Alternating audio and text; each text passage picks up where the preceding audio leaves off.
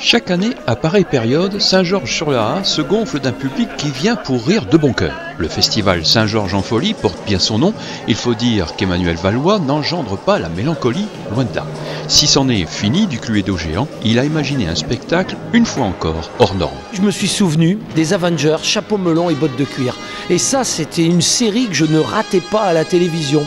Et je me suis dit, tiens, Saint-Georges, il y a une connotation, parce que Saint-Georges, c'est quand même une soldatesque anglaise qui a créé, qui a conçu Saint-Georges, qui a édifié Saint-Georges en 1100 et quelques. Donc, si une Anglaise est venue pour édifier Saint-Georges, pourquoi les Anglais n'arriveraient pas ici pour continuer la série des Avengers, mais alors avec une version très saint-georgeoise.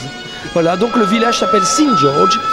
Et puis les personnages comme John Steed, il est devenu John Speed. M. Appel devenu M. L'Appel, et il y a Tara King est devenu Tara Queen, Mike Gambit est devenu Mike Granbit, il est belge une fois. Donc il y a plein de personnages comme ça qui sont complètement loufoques et qui sortent de l'imaginaire et qui sortent surtout de la boîte de Pandore du fameux chapeau melon et bottes de cuir. Et c'est devenu chapeau melon et pas de def. Et la pièce démarre très vite sur le registre de l'humour. Costumes, situations, calembours, jeux de mots décrochent les rires du public.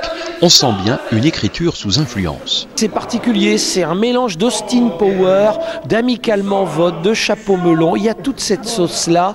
Et puis on a apporté des choses, une situation plus cocasse, plus loufoque. Il y a un méchant aussi, le docteur Kozak, qui veut s'emparer de la réserve d'or de Saint-Georges. Attention, il va se passer des choses extraordinaires. On sait le village de Saint-Georges-sur-Laa être une scène de théâtre à ciel ouvert. Chapeau melon et pas de def n'échappe donc pas à la règle, avec 4 décors différents, dont 3 à l'extérieur, le public se déplaçant au gré de l'aventure. Exactement. Il commence dans la salle Raymond Vervat et ensuite il se retrouve à l'extérieur dans des décors, des nouveaux décors, dont cette fameuse réserve d'or. Tracteurs, voitures et pistolets ajoutent au loufoque de la pièce, à l'épaisseur de l'intrigue. Le public, assis sur des ballots de paille, ne peut qu'en rire. Mais moi vous m'aurez pas. Eh ben c'est ce qu'on va voir. Vous l'aurez compris, on ne s'ennuie pas un seul instant dans ce remake de Chapeau melon et bottes de cuir façon Saint-Georges-sur-Laa. On rit du début à la fin, donc voilà, avec des personnages plus ou moins truculents, certains sont vraiment bien campés. On a très bien rigolé, oui, avec l'accent belge en plus.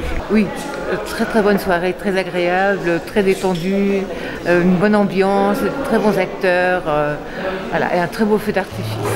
Car certains soirs, lorsque la nuit s'est avancée, des étoiles tombent du ciel pour clôturer le spectacle en couleur de feu dans une pétarade de 14 juillet.